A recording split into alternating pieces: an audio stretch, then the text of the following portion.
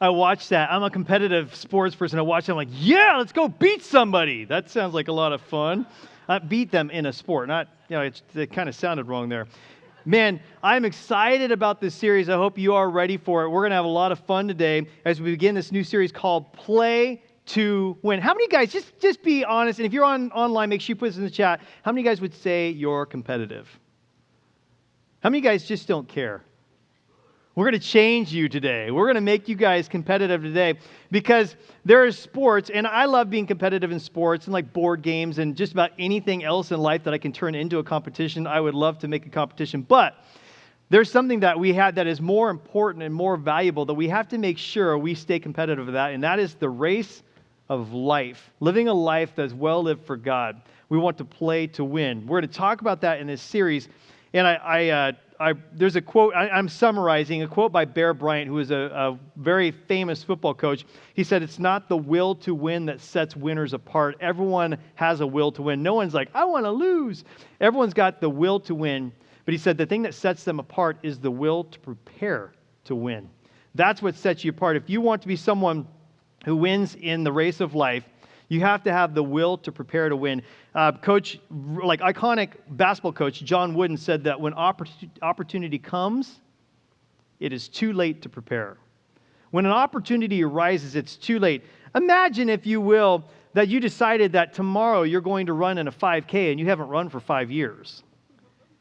You may have the will to win, but the ability is a whole other story because it's the will to prepare. It's all the hard work that goes into the preparation, the blood, sweat, and tears that you put into getting ready that allows you to win when the race is on. It's not about just showing up the day of and going, I'm committed. That's great, but you're not going to win if you're not prepared to win in the first place. So what's the difference between those who are successful and fulfilled in life and the rest of the world? What do you think that is? What sets the people who are successful and fulfilled in life apart from everybody else? I thought about that question. Is it their intelligence? Their IQ level? Is it their talent? Some people are so talented it makes me sick. They're like good at everything. Everything they touch turns to gold. Is it their talent? Is it their appearance? Some people are just, it seems like they have an uphill advantage, or they got a better advantage than everybody else because of the way they look. Is it any of those things? No, because I know people, maybe you know people that are intelligent who are not very happy with life. They're smart, but they're miserable.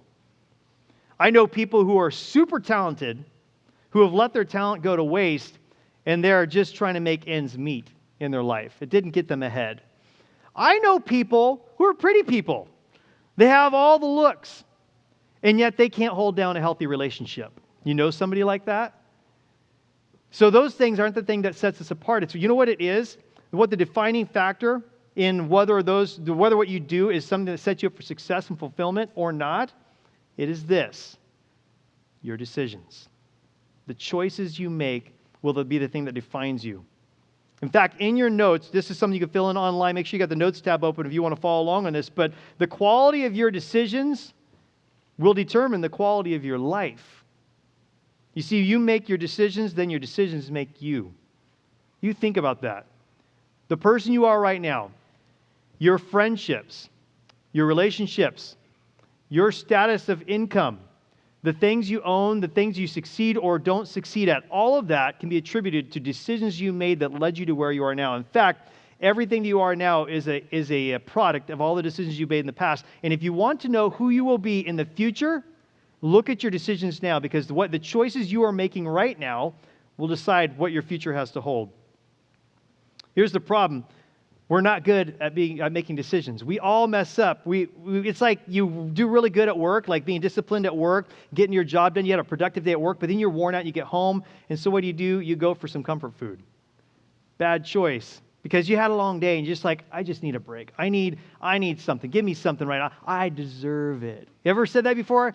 I earned it.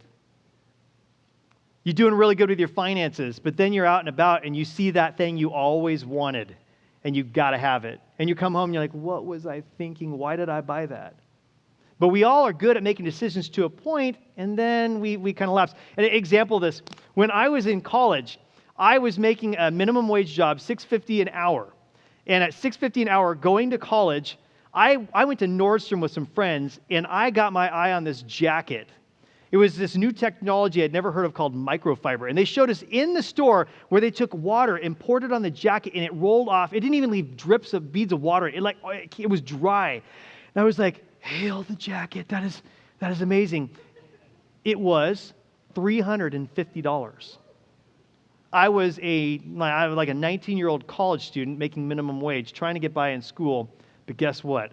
I had to have that jacket, so I bought it. Think about this, $350. No, forget my situation. That was 25 years ago. We're talking like $800 or $900 in today's economy.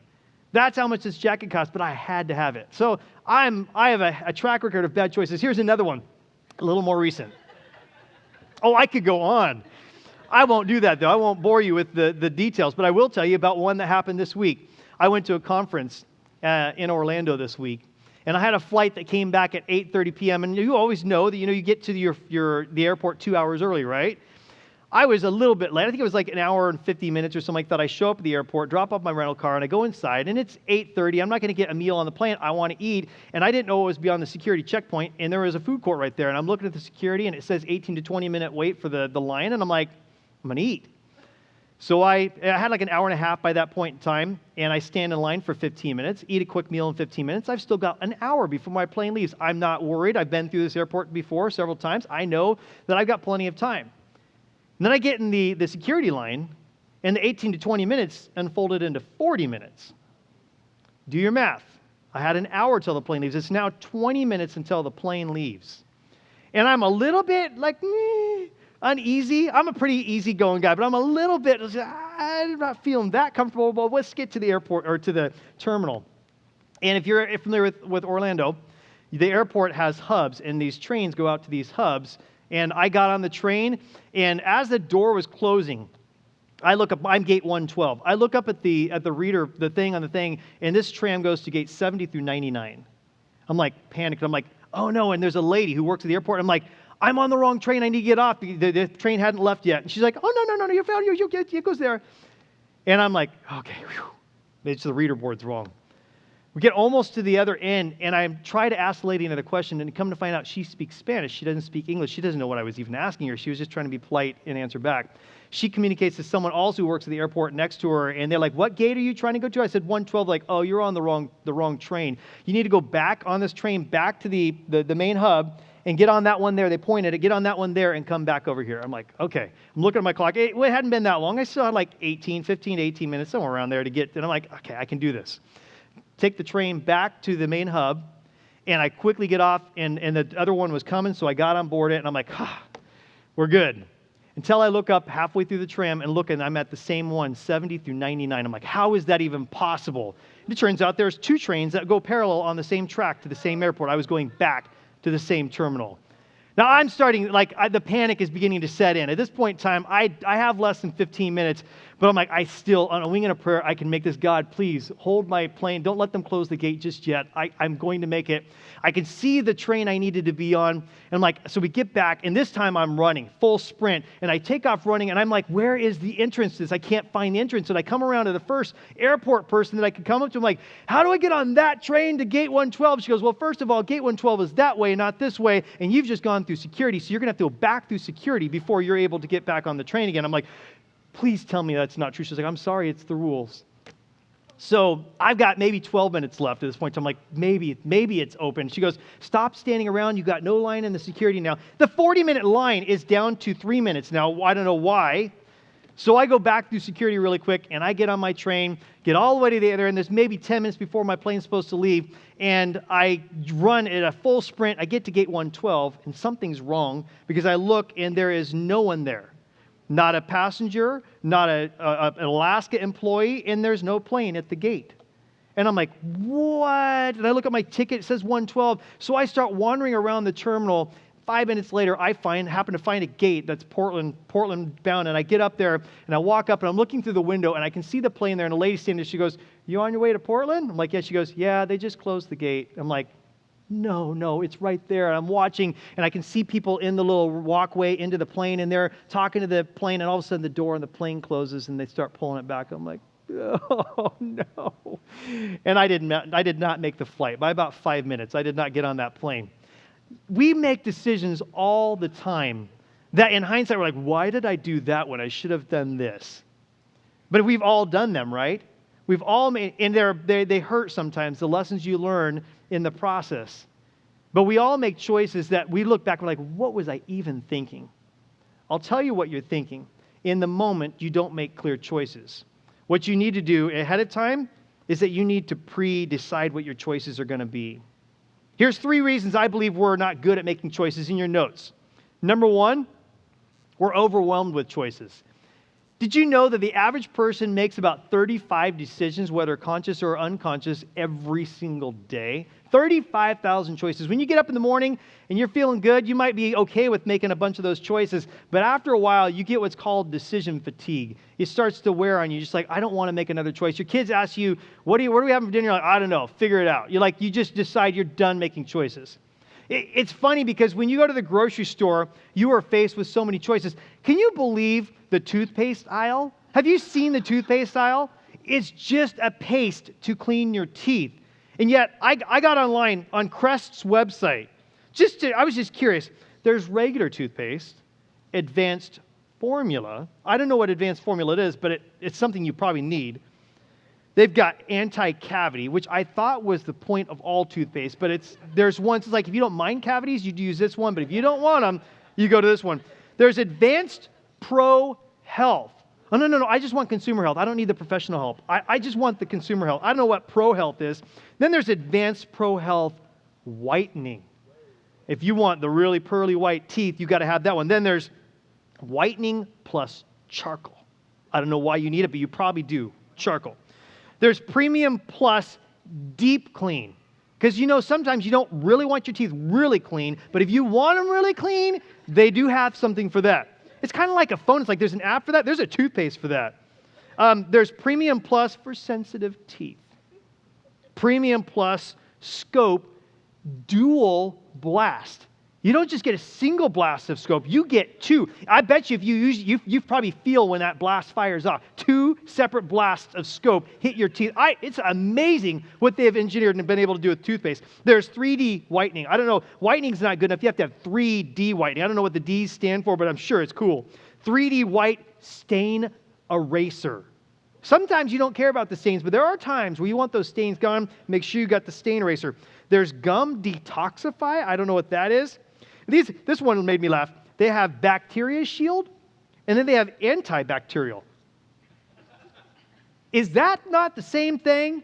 I don't know. They have toothpaste for plaque. They got toothpaste for gingivitis. Did you know they have over 500 varieties of toothpaste? Just Crest alone?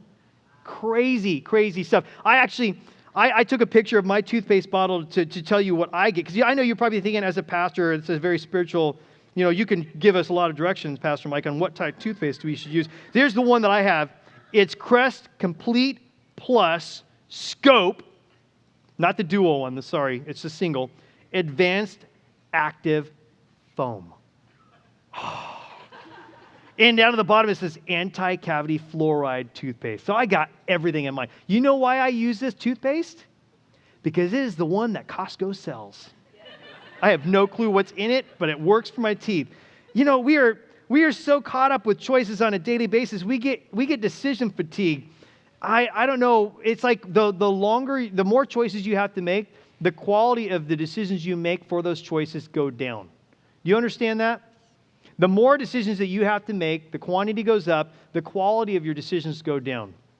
We make wise choices, and then all of a sudden, after being overwhelmed, like we talked about earlier, we make a foolish choice. Like we did everything good on our diet, and then all of a sudden we just blow it at the end of the week because we're like, I'm done. I'm going to have chocolate cake, and I don't really care because I did really good all week long. And we do these kinds of things all the time with our relationships, with our finances, keeping our house clean, taking our car in for maintenance. We do all sorts of things like this where we do well, and then we're just like, I'm done. I don't really care at this point in time. When we stop making choices, we get overwhelmed with the choices. Here's the second reason we struggle to make good decisions. We're afraid of making a wrong choice. Ever been there? You're like, there's a right choice to make, but you're not quite sure what it is, and so you just kind of hang off waiting and just not quite sure. And you're like ready, you're like, oh, no, go back to this one again. Ooh, that looks really good. Oh, I know, though. Let me go back and look at this one. And we just kind of go back and forth. It's kind of that, you guys heard of ready, aim, fire? This is the idea of ready, aim, aim, aim, aim, and we never fire because we're afraid to make the wrong choice. I struggle with this. I get paralysis of analysis where you're just looking at something like, I'm afraid I'm going to make the wrong choice. If I commit to this one, I'm going to regret it later on. And so we get stuck in this idea of we're worried about making a wrong choice. Here's the thing. Indecision is actually a choice. We are choosing not to decide. In that moment, here's the thing, indecision is the enemy of progress. You want to make progress in your life, in your spiritual walk with God, in your diet, in your finances, you have to be willing to make a decision. If you stand by and be passive in that process, you're making the choice to not move forward. Here's the third reason I'll offer you why we struggle to make good decisions, and that is this. We let emotions overrule logic. And I think if I were to name one of the three, I think this one is the one we probably all struggle with the most. We let emotions overrule logic. See, some decisions we spend way too much time on, while others we don't spend enough. Is it not ironic that how long we will spend trying to decide which series on Netflix we're going to binge? But then when it comes to like what we're going to do in raising our kids or making a quick decision because they came in and their room wasn't clean or whatever they were supposed to do, and we don't even think about what we're going to do next, we just fire back, react really quickly because in the moment we're caught in our emotions. And we spend so much time on decisions that are trivial, and we don't spend enough time on those life-altering decisions that we need to work on and make sure we spend time making the right choice. If you're a parent, have you ever done that before with your kids? They just go, and finally you just lash out at them? Ever do that? See, logic says be patient. Emotion says scream real loud right now. And we always get ourselves caught up in those spur-of-the-moment choices where emotion is taken over, and we end up making a decision that a lot of times we look back on and we regret. We wish we had done differently, but in the moment it felt like the only thing we could do. So here's what I want to offer you in your notes as you're filling these things. It's a great thought. This would be worth maybe writing out and put it on your refrigerator so you see it often. But this, don't make permanent decisions on temporary emotions. We have these temporary emotions that lead us to make choices that are life-altering, life-changing, and we make them with this temporary high or low of emotion. And instead, what we should be doing is waiting out, ride out that emotion so we can see clear-minded and clear-headed and make the right choice. Or better yet, what I'd like to offer you today is this: decide in advance. If you want to be someone who makes good choices, who prepares yourself for the moment where you're in the battle, or you're in the competition, and you're trying to win, you're doing the best you can to win the race for God. You want to do the best job you can. What you need to do is, instead of making the decision after the fact, pre-decide ahead of time what you're going to do in that situation. It's kind of like when I was younger. Maybe I just don't go to the doctor enough anymore. Maybe they still do this for older people as well. But when I was a kid, they had this little hammer, and they'd sit you up on the table, and they'd tap your knee right under your kneecap. And if they hit it just right, they knew how to hit it. Your knee would flip up. You guys remember that? Reflex, instant reflex. We need instant reflexes built into our system so that when we are approached with a decision that's tough, and here's the thing, here's the real thing about it. The decisions we make usually are not tough decisions. What makes them tough is the circumstances that surround it. I know what to do in this situation, but if I make the right choice, here's the consequence. And we're like, I don't know if I want that. And so we wrestle with that choice in that moment because we got the emotion at a high level at that point in time. But what we needed to be doing is making decisions ahead of time that allow us to just instantly fire off the right choice when the time comes. We did this in school. When you were growing up at school, chances are you had the fire marshal show up at your school and give you a whole bunch of stuff, like make sure you change the battery in your smoke detectors and all that kind of stuff. But they also told you, if for some reason you ever get into a situation where you get caught, you get fire on you, you guys know what to do. What do? There's 3 steps. Number 1, stop. Number 2, drop. Number 3, roll. And yet, almost every movie I ever watch where someone catches on fire, they run out with the fire like blazing behind them. You know why that is? Emotion has taken over in that moment. And if you aren't ready with the right choices ahead of time, you will make rash choices in that situation. Life-altering, might I say. If you're on fire and you run, that is life-altering. We know in that situation you stop, you drop, and you roll. And there are situations in our life where we get caught on fire with whatever it is that we have to make the choice we need to make. And if we have pre-decided in the beginning, before, when the emotion is gone, we're removed from this difficult situation, and we know the right thing to do, we say, in this situation, if this happens, I will do this, so that when it comes and you're caught on fire, you know all I got to do is stop, drop, and roll. Here's what I do in this situation. So there's a framework we're going to be talking about in this series for the next 3 weeks after this. And I want to read Proverbs 16:3, and I want to give this framework to you. In your notes there, it says this: commit your actions to the Lord, and your plans will succeed. Do you hear that? Commit your actions to the Lord, and your plans will succeed. That's a really great verse for you to memorize. In fact, it is this week's verse to remember. I encourage you to learn that. But whatever it is, dating, marriage, finances, job, parenting, whatever it is, if we commit that to the Lord, our plans will succeed. When we seek Him first, His kingdom and His righteousness, our plans succeed. Committing our actions to the Lord is pre-deciding. Deciding in advance, I'm committed to God. God says in Scripture, I am to do this in this situation. I will do that, no matter how hard it is. Going back to that song we talked about earlier, in that story of these 3 men that were thrown in the fiery furnace, they decided in advance. The right choice is hard only because of the circumstances that surround it. If we bow down and defy our God and worship this statue, we will save our hides in this moment. But if we do what we know to be right, which we've committed to doing, it means our life. And there will be decisions in your life that have those kind of odds, and you have to decide what to do. What ends up happening if we don't pre-decide, it's in the emotional state that we're in. If we have not committed to that decision, we will make the wrong choice because we will make the decision to save our hide in that moment. You have to make the decision in advance what you're going to do. So here's the framework I want to give you in your notes. Whenever you're faced with, and you put the situation in that line, you fill in the blank, you can use this for any decision you make. Whenever I'm faced with this, I have pre-decided to do this. And you write in there the action that you're going to take. Whether it's your finances.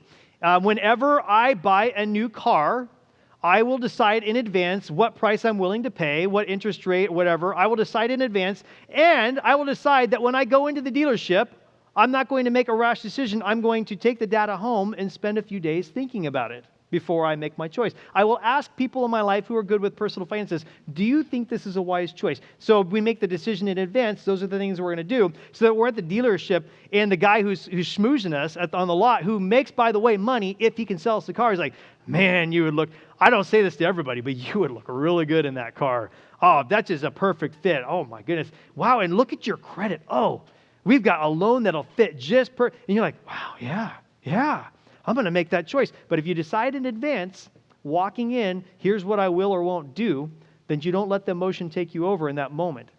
When it comes to disciplining your kids, if you decide when they do something that is just completely offensive to me, or they just set me off, I'm going to pause and I'm going to count to 3 and ask the question, as I'm counting to 3, is what I'm about to do something I will regret?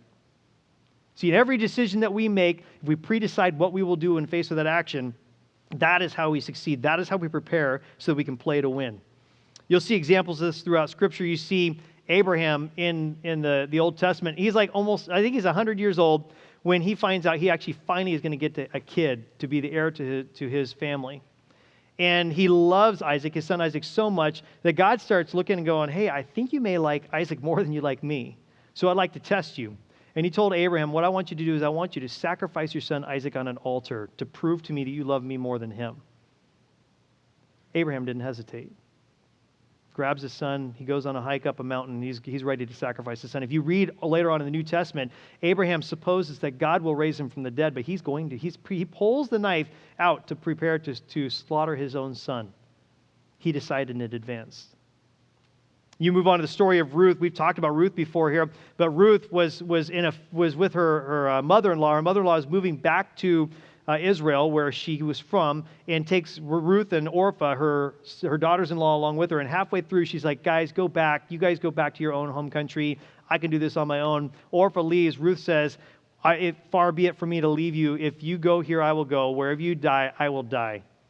I am with you for life. She decided in advance. And then Daniel, we talked about this. Daniel and the lions, and we've heard about that story before, but in Daniel 1:8, in your notes, it says, but Daniel was determined, you could insert pre-decided, He was determined not to defile himself by eating the food and wine given to them by the king. He had made a choice in advance that he was going to be faithful to his God no matter what. So I have a question for you today that I want you to think about. What do you value? What do you value? What is it that you value? What is it that you want to be known for? What's most important? What are the things or thing that's most important to you? What kind of reputation do you want? When people talk about you, what are the things, the words, and the descriptors you want them to give about your life? Those are the things that you value. Is it integrity? Is it faithfulness? Is it purity? Wise money manager? Is it generosity? What are the words and then the reputation that you want for people? Those are the things that you value. Here's the thing you need to understand. When your values, in your notes, you can write this in. When your values are clear, your decisions are easier. See, I value my kids. And if for one moment I thought my kids were in danger and their life was threatened, I would stand in front of a moving car and take the hit from the car for my kids, push them out of the way if I knew I could save their life for it. In an instant, I wouldn't even think about it. There would be no, I wonder if this is a good idea. And we all have decisions that we make in our life where we just gut level, we know what to do in that moment. But then there's other ones. There are values propositions where we haven't determined in advance what we value, what's going to be our priority in this decision that I make. And we face that decision and we waffle back and forth. I don't know. I don't know which way I'm going to go because the consequence of doing what I kind of think I should do is huge. It's a little lighter on this side, and I don't think this will matter too much if I go this way. But you pre-decide in advance what are your values, and you make decisions ahead of time for every scenario, every major scenario you're going to face that back up the values that you hold, values that line up with Scripture. There's a movie series, my family, we watch it every fall season, the Harry Potter series, and there's one of the movies, I think it's number 6, where Harry goes with Dumbledore, and they're going to take on a big challenge, and Dumbledore tells me, he says, if you come with me, you do everything that I ask you to do, no matter what. You don't hesitate. He goes, if I ask you to abandon me, you abandon me. And there comes a point in time where he has to make a tough choice, but Dumbledore knew in advance, I'm going to be faced with stuff where I'm going to probably be wishy-washy in what I'm going to say and what I want to do. It's kind of like, if someone in your family is like, hey, I'm really addicted to my phone right now, I want you to take it away. And so they take your phone away, and like 5 minutes later, you hear the text thing. You're like, no, give it back. And they're like, no, you said not to give it back. No, this is different. That's a priority. I need that one. No, you have to set up these ground rules that allow the boundaries to be in place so that even when you're in a moment of weakness, you can't make the wrong choice anyway as a result of the fact that you pre-decided what you will or won't do. See, decisions determine our direction. That's how important they are. And direction determines our destiny. Just right now, just a quick exercise. Think right now about some of the major decisions that you're faced with right now. Maybe it's a parenting choice, a career decision, something related to your finances. The decisions you're faced with right now. Realize that the direction you go with those decisions will determine your destiny for your future. That's how important they are to you. Conversely, good decisions compounded positively will have a compound positive. It's kind of like finances. Have you ever seen the power of interest at work? Like when you're putting money into savings or in some kind of investment, at first the interest doesn't seem to do a whole lot, but then as time goes by, that interest stacks up, and you have this line that goes like this, and all of a sudden, boom, it shoots straight up. But you also know the reverse effects, right? A home loan. It's like you're paying on interest forever and ever and ever, and finally at the very end, you actually get to drop that loan down to nothing. See, the decisions we make compoundly for both positive and negative. And if you're making negative choices for your life right now, here's the thing you need to understand. It may not seem like there's that huge of a negative impact right now, but if you continue down this path, it will begin to compound. And one day you'll look back and say, how in the world did I ever get so deep in this hole? And how in the world am I going to get back out of it? Here's a question I've got for you. If your life is moving in the directions of your decisions, do you like the direction your decisions are taking you right now? Ask yourself, in your mind, just a yes or no to yourself. If your directions or your decisions determine the direction of your life, do you like the way you're headed right now? If you don't, it's time to take back your life. That's what we're going to be talking about this whole series. In fact, the next 3 weeks, we're going to be talking about a specific area of how you can play to win, how we pre-decide our decisions, and they take us the direction that we want to go. See, if we play to win, we have to commit all of our decisions to God. In your notes, 1 Corinthians 10:31, the author Paul writes this. He says, so whether you eat or drink or some of the things you do all for the glory of God. Does he say that? No, he says, so whatever you eat or drink or most of the things you do it all for the glory of God. Does he say that? No. He says, so whether you eat or drink or whatever you do it all for the glory of God. We have to commit every decision in every area of our life for the glory of God. For the next several weeks, we're going to focus on 3 negative qualities that I've identified in my own life, ones that I struggle with. And to be just a little bit of a moment of vulnerability, I want to share with you that this is something that I struggle with. And these are 3 areas that if we can shore up these areas and pre-decide based on our values, we're going to pre-decide how we're going to act in each one of these 3 areas. It'll completely change the trajectory of our life. Here's the thing that you need to understand. I believe that most of you struggle with these as well. First one is this: I'm unprepared. Here's the thing we need to understand, that Satan never lets his guard down. He is always watching for that right moment where he can sneak in a back door. He can find a loophole into our mind to be able to plant a seed to help us make a decision we should not be making. And we are unprepared for those attacks because he's ready at all moments, and we drop our guard. He moves in. I am unprepared. And this happens in my life more times than I care to admit, where I look back and go, how in the world did I allow him to lead me down that path? I'm inconsistent. Consistency is so huge in life. It is not a sexy word. People don't go through life, and they're giving out a award to somebody for some great achievement, like a Nobel Prize. You're like, you know what? They were consistent. No one talks about consistency. And yet consistency is probably one of the greatest keys to a life of success and fulfillment. It's sticking in there and doing the right thing day in and day out. Whether you see the payoff or the results, you continue down the path because you know it's the right thing to do. And over time, just like compound interest, you will see the compounded effects of consistency in your life. But I got to tell you, I'm consistent in certain areas, but then there's other areas which I cannot get on a good track record with that. I'm constantly struggling I'll be honest with you, this one is, I'm really good at exercise and sleep. I get a good amount of sleep every night, and I get a good amount of exercise. But what I struggle with is food. Anybody here love food? I love food. It's one of my favorite things to do is eat. And if you ask my wife, we go out to eat, I am looking at the menu, and most people, it's so wonderful they have the calories on the menu now, because you get a chance to see, how many calories what's the damage this is going to do to my body. You know what I'm looking at a menu? I'm like, oh, it's not high enough. I need higher calories. And I'm looking for more caloric intake, because those usually, by the way, the most tasty foods and the ones that make me feel full for a longer period of time. But I'm inconsistent. Sometimes I'll go on a diet, and I'll go sometimes for a month or even 2, not eating sugar, not eating all the fatty foods, and being a little more careful the way I eat. And then I slowly, you know what? I've been good. I'm going to let something back in. And then I look back after a couple months and go, where did it all go? Inconsistency. And then I'm unintentional. There are parts of my life, I believe that every part of our life should be lived with intentionality. But I believe there's parts of my life that I just live haphazardly, and I go whatever direction the winds are taking me, and I'm not making decisions that are intentional to what I'm needing to do to move forward with my life, to be successful for God. So since I know these things about me, I need to pre-decide in these areas. These 3 predetermined resolutions are going to determine who we are. When you know who you are, you know what you do. And remember this, when your values are clear, we already talked about this, when your values are clear, your decisions are easier. Why do we make it so hard on ourselves? If we decide in advance, we take the effort and the pain out of making decisions. Does it mean that we no longer have to go through the consequences of making good choices? No. You'll still go through them, but you'll go through them with confidence and strength and boldness because you know they're the right choice.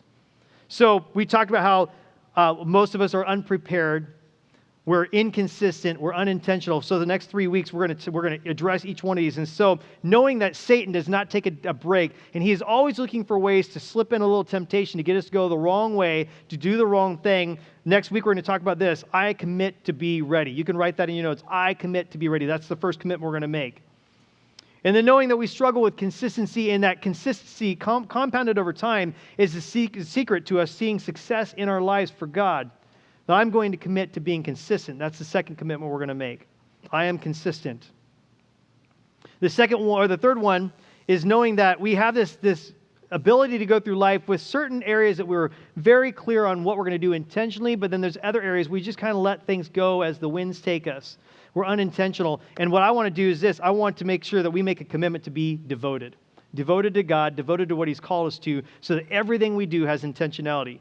So I want you guys, this is a little bit of participation. If you're on the chat, you can write these in the chat. But I want you guys to repeat back to me the 3 commitments we're going to make to you. And they're going to come up on the screen. Here it is. Number 1, I commit to be ready. I commit to be. I commit to be. That was good, but now say it like you're excited about it. Here we go. I commit to be. I commit to be. I commit to be. All right. Now I'm going to switch it, and I'm going to say this. I am. I am. I am. I am. One more time. I am. I am. I am.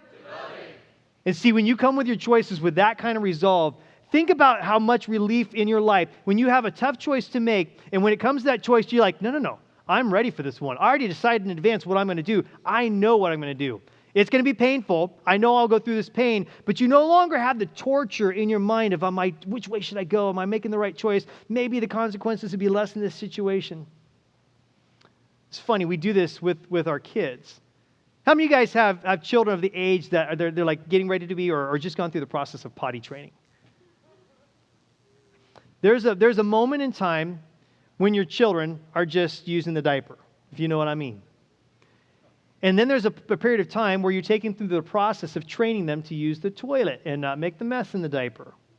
And at one point in time, you can actually say they are potty trained, but there are still times after that where they're not completely potty trained, where they're just having so much fun with their friends, they just can't leave. And there's like,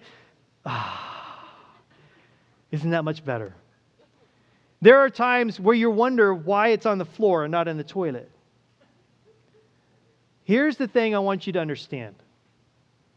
There's not one person in this room, and some of you guys may need to use the bathroom right now. Not one person in this room is in their mind going, should I just let it go? Not one of you. You might have had some bad food coming in here, like, I just need to get home. I'm so not comfortable right now. But you're not thinking, I'm just going to let it go.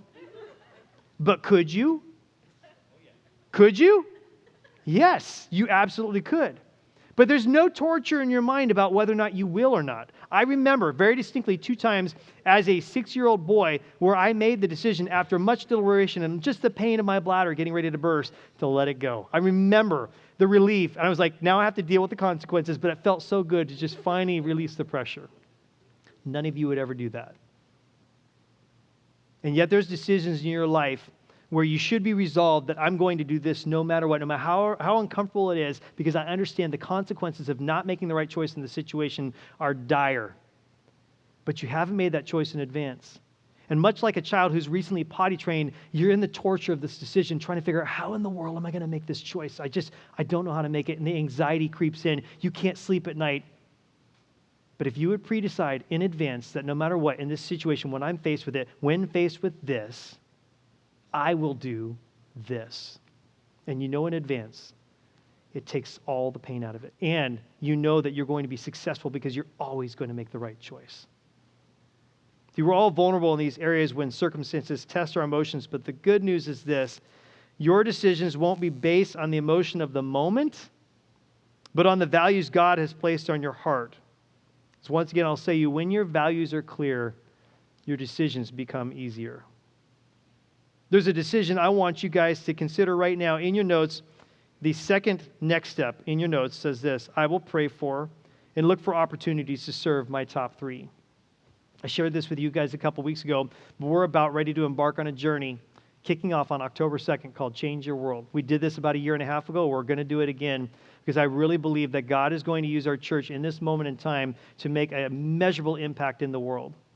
I'm excited what's coming ahead. But here's the thing. If you've been through Change Your World before, you know the power of it. And you might be thinking, why would we do that again? It kind of feels like a repeat. But I'm telling you, number one, you never get things the first time around. You're never good the first time you do anything. And number two, every one of you have people in your life right now that are on their way to an eternity without hope. If you really truly believe in the power of the gospel of Jesus to change lives, to transform people's lives, you can't let this one go to waste. Here's the thing I want to share with you. Sitting here in the seat right now, sitting online in front of your computer or your phone, it's really easy to decide, okay, I'm going to check that box and I'm going to think about and pray for my top 3 and look for opportunities to serve them. You know when it gets hard? When you're standing in front of them, having a conversation, and the Holy Spirit nudges you and says, now. Invite them. You're like, no, this would be awkward. What are they going to think if I do it right now? No, I'll wait for another time. You leave the path. Then you're in front of them again, spending time with them. The Holy Spirit tells you again, you're missing your opportunity. Now is the time. Invite them. Share your faith. There are people in our life, if we don't take that opportunity, you may be the only person that God had put in their life to bring them to Him. You may be the only person standing in the way of them experiencing the love and the hope of Jesus and to be able to spend eternity with Him. I'm not trying to lay it on thick here. What I'm trying to tell you is this. I believe that our lives are short. I believe that we only get one shot. And more than anything in all the world, I believe that people deserve to hear and experience the love of Jesus like you and I have. We have to take advantage of that. So what Change Your World should look like when we start this in 4 weeks on October 2nd is a room full of new faces because all of us did our diligence. We wrote down the names. I want you to write down the names of 3 people right now. If you haven't done this, the names of 3 people who right now, if you were to invite them to check out Change Your World, if they were, by the way, there's no easier invite than going up to somebody that you know and saying, yeah, the world kind of sucks right now, doesn't it? Who's going to be like, what do you mean?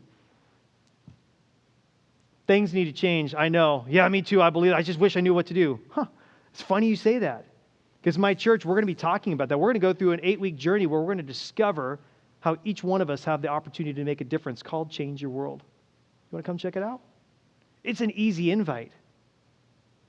But I want you to write their names down, and I want you to put it in a place where you'll see it every day, hopefully multiple times a day. I want you to pray for them every single day. Pray that God would open up their hearts, that God would work out the circumstances they're going through to make them ripe for an invite. Pray for the opportunity to serve them. Here's the thing. Why would anybody want to come check out your church if you don't do anything different than everybody else in their life? You look for opportunities every time you see them. The thought in your head before you walk up to them should be this. I am a priceless object in God's eyes. God made me in His image. He made them in His image as well. They are just as priceless as I am. How can I add value to their life right now? How can I come underneath them? How can I lift them up and serve them with the love of Jesus? You do that every opportunity you have. And then you pray for those opportunities where God makes it it's like such an easy invite. The conversation naturally goes that direction. Can I invite you to come check out Change Your World at my church? Can I tell you about the love and hope that I have in Jesus that completely changed my life? I believe that God is going to use our church to change your world, but it will not happen without sacrifice. It will not happen without every one of us doing our part to step up to the plate, to play to win. And nothing worth doing will be an easy cost. But I tell you, that if we do this, we will begin to see the effects, the compound effects of being faithful, doing what God has called us to do. And can you imagine, you think about one of the 3 people on your list. Here's the goal. You got 3 people on your list. Get one of them to show up on October 2nd. Just one. If you can get 3, that's great. But if you can get one of them, that's a win. But if everyone here in this room did that, we're doubling the size of the people in here, doubling the impact we have in terms of changing the world. Can you imagine if the person you know who is right now far from Jesus, coming through that series, and I promise you, we will introduce your friend to Jesus, having them find Jesus, accept him in their life, and have their life changed because you were willing to step out and take a risk. It's what living our life for God is all about. I heard it said before, there's two things you can't do in heaven. One of them is you can't sin, and you can't tell people how to get to heaven. So when you become a follower of Jesus, which one do you think he left you here to do? It's our job. Jesus, for whatever reason, determined that we are his ambassadors, his representatives. It's what we're called to do. If you're with us today, or if you're online and you're listening in and you're like, this is great if you're a follower of Jesus, I happen to not be one of those. And you're just kind of checking out, investigating the claims of faith, I want to tell you this. The good news is this. We aren't saved by the quality of our decisions. We are saved by the grace of God. And it's free to anybody who chooses it. All you have to do is decide that you want God in your life. You surrender your life to him. And if you'll do that, he will come into your life and he will radically change you. But you just have to make that decision to say yes to Jesus. And right now, I'm going to say a quick prayer. And as I say this prayer out loud, I invite you to say this prayer in your own heart as a way of saying, God, today I want what Pastor Mike talked about. I want your hope. I want your love in my life. I want you to radically change me. I want to adopt your values in my life so that I can pre-decide to make good choices. If that's you today, as I pray this prayer out loud, I invite you to say it along with me in your heart. Would you all bow your heads with me? If that's you, say this with me. Dear Jesus, thank you for saving me. I believe in you and your life, your death on the cross, and your resurrection. Thank you that you loved me that much. That when you were here on earth 2,000 years ago, you pre-decided in a garden the night before you were to be arrested, not my will, but yours be done. You didn't make a decision in the heat of the moment. You predetermined that you would go all the way to the cross for me because you count me as valuable. Thank you, God. I recognize today in my vulnerability that I am a sinner. I am broken. I am imperfect. I need you in my life. So what I ask today is that you would come into my life, come into my heart, fill me with your Holy Spirit and your presence. Lead me and teach me to follow you. And I want to say a prayer for everybody in this room. God, I pray for each one of us that we be challenged today to ask the question, what do I value?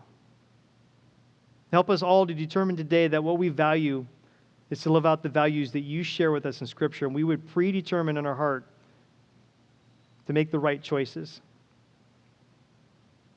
That you'd help each one of us to see progress in these three areas we're going to talk about over the next 3 weeks, and that it would change us, that it would change our trajectory and our destiny, bring us closer in alignment with you, so that we can glorify you with our lives, we can worship you, give you praise for all you're doing through each one of us, and that you would get the glory.